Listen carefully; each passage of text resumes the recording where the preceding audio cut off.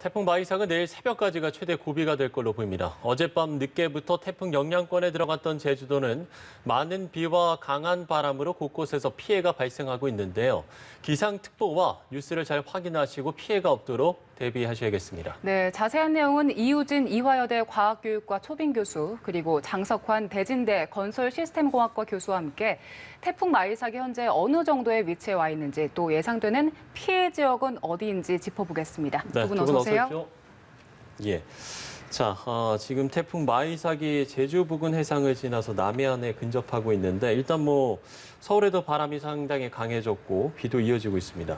태풍 영향권을 먼저 좀 어디까지로 보면 될지 이 부분도 먼저 설명을 해주시면 좋을 것 같습니다. 네, 태풍 우선 가장 바람이 강한 중심 부근 지역은 한 150에서 200km 반경에 해당이 되고요. 예. 그렇지만 그 주변 지역도 한 초속 15m 이상 되는 지역은 거의 우리나라 대부분의 영향권에 조만간 들어갈 수 있다고 보여지거든요. 네네. 네, 그래서 이 시간 현재 제주 동쪽 해상을 지금 지나는 걸로 보이는데 네. 아마 이제 자정 부근 전후해서 이제 남해안으로 가장 가까이 갈 수 있지 않을까 그렇게 보여집니다.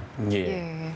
자, 마이삭의 위력을 역대 가장 강력했던 태풍인 매미와 비교를 많이 하던데요. 네. 현재 상황으로 미뤄봤을 때 마이삭의 위력은 어느 정도라고 예측할 수 있을까요? 네, 이제 곧 상륙하게 될 그 예상 시점으로 보면 중심 기압이라든지 중심 부근의 최대 풍속이라든지 매미와 거의 유사하거든요.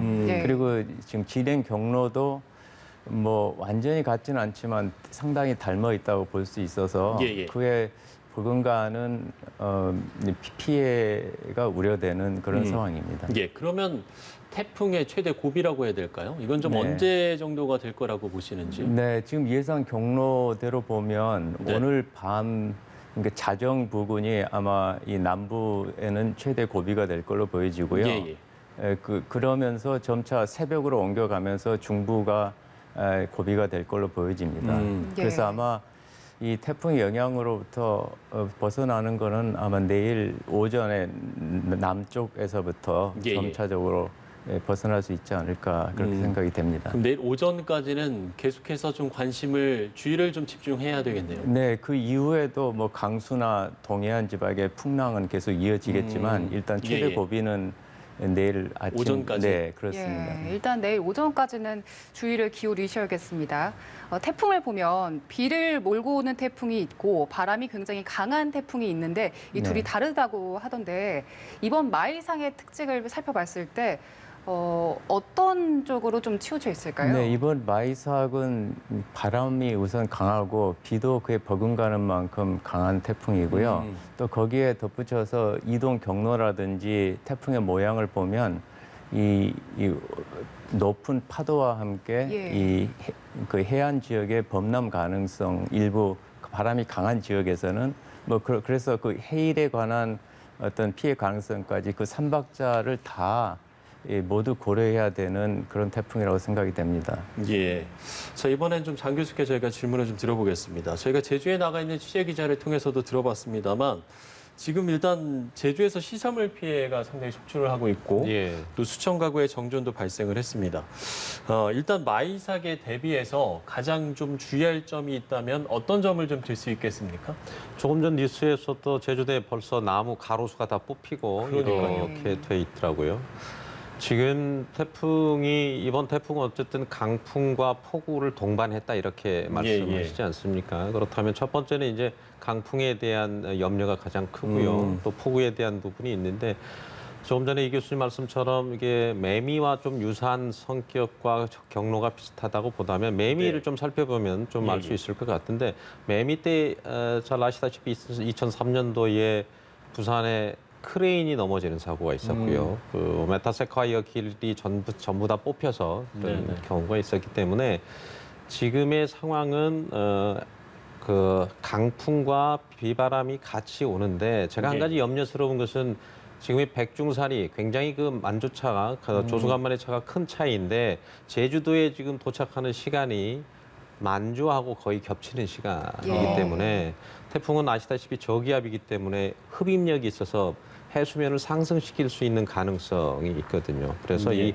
해일의 가능성, 월파의 가능성 이런 부분들까지 좀 여러 가지 다양하게 좀 염려가 되는 그런 태풍이라고 볼 수 있습니다. 그러면 좀 가장 위험한 지역이라고 해야 될까요? 물론 뭐 당연히 어느 곳이나 뭐 위험하지 않은 곳이 없을 수가 없겠지만 가장 위험한 지역이면 어디라고 좀 보십니까? 우리 태풍의 이제 반경에서 예. 우리가 36도, 7도 북위 정도 되니까 이게 편서풍의 영향으로 오른쪽으로 돌아가는 그런 성격에서 보면 그래서 반시계 방향으로 태풍이 돌아가고 있는데 그중에서 오른쪽 반원, 위험 반원에 있는 강풍 지역에 있는 해안가 쪽이 예. 굉장히 위험할 수 있다. 그렇다고 본다면 지금의 기상청에서 예보한 대로의 경로가 추진이 된다면 네. 제주도, 부산 쪽 이쪽에 있는 해안가는 상당히 해일의 가능성까지 같이 좀 점쳐지기 때문에 해안가가 특히 좀 주의를 좀 해야 될 필요가 있다고 생각합니다.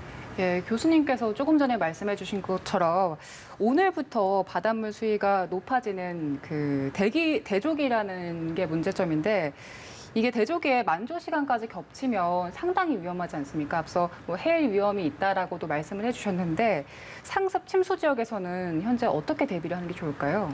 과거에 미국에서 가장 큰 태풍 허리케인이라고 하죠. 카트리나 허리케인 그때 제가 미국에 있었을 때인데요. 예.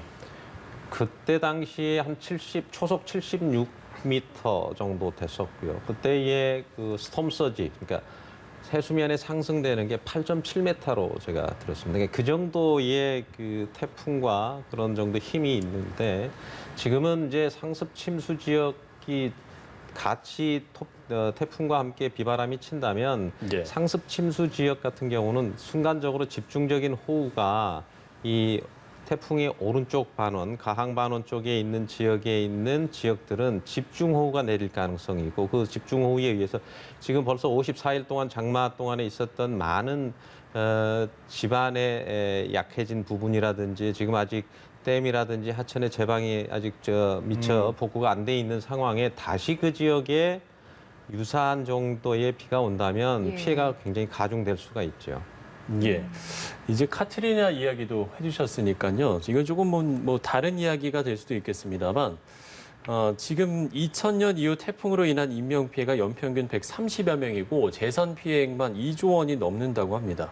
글쎄요, 지구 온난화의 여파로 태풍의 위력이 점점 더 갈수록 강해지고 있다 이렇게 보면 되겠습니까? 어떻게 보세요? 네, 일단 해수 온도가 상승을 하기 때문에 특히 열대와 아열대 지역의 해수 온도가 상승하면서 수증기가 많이 증발하고요. 결국 네. 태풍은 이 수증기를 연료로 해서 발달하게 되는데 그런 걸 보면 전반적으로 이 태풍의 강도는 점차적으로 강해질 걸로 이렇게 전망을 하고 있습니다. 앞으로도 그럼 계속해서 이렇게 강한 태풍들이 많이. 네, 그렇지만 이제 이게 어느 지역에 집중이 될지 예. 뭐 이번은 지금 연달아서 우리나라 쪽으로 오고 있는 상황이지만 이것이 이제 앞으로는 어느 지역에 집중이 될 것인지 이런 전망은 좀 더 불확실하고 더 연구가 필요한 분야라고 생각합니다. 예.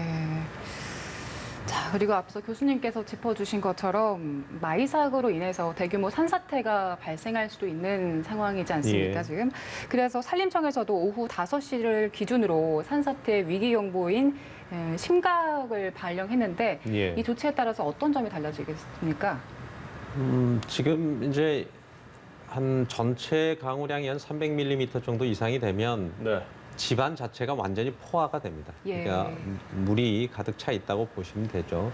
물이 차 있으면 집안에 있는 공급 틈 사이에 물이 있으면 그걸로 인해서 물이 가지고 있는 부력의 성분 때문에 예. 굉장히 집안이 약해져 있는 상태에서 거기에서 외부의 힘이 더 가해지거나 아니면은 그 과거에 절개지가 있었던 부분들 이런 부분들은 상당히 산사태의 가능성이 있고 만약에 그렇게 해서 조그마한 산사태가 일어난다면 거기에 흙과 물과 돌이 한꺼번에 토성류라고 하는 예. 반죽처럼 이렇게 밀고 내려오는 그런 정도의 토성류로 인해서 굉장히 큰 사고가 일어날 수 있기 때문에 지금으로부터 이제 앞으로는 한 시간당 30mm, 한 10분당 집중 강우 한 5mm 이상 되면 과거에 그런 절개지였던 부분이라든지 개발지라든지 그런 부분들의 배수로를 확인하시고 그런 부분들에 대한 산사태 가능성, 염려 굉장히 주의를 좀 하셔야 됩니다. 예, 산사태 가능성도 그렇고요. 뭐 앞서서 이야기를 해주셨습니다만 지금이 이제 백중살이 기간이기 때문에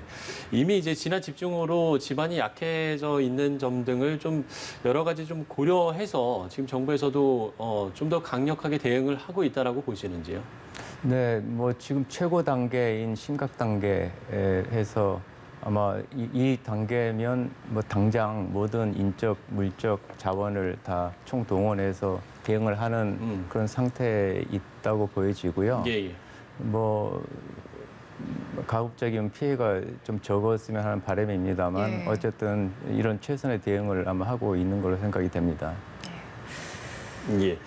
자, 그렇다면 이제 태풍 마이삭이 완전히 이제 우리나라를 빠져나가는 시간이 언제쯤이 되느냐 이 부분 물론 뭐 앞서서도 이제 내일 오전이라고 이야기를 해주셨는데 그러면 이제 우리가 이제 안정권에 들었다라고 할 수 있는 시각이 글쎄요 한 언제쯤이 될까요? 네, 현재 예상 경로대로로 보면 네.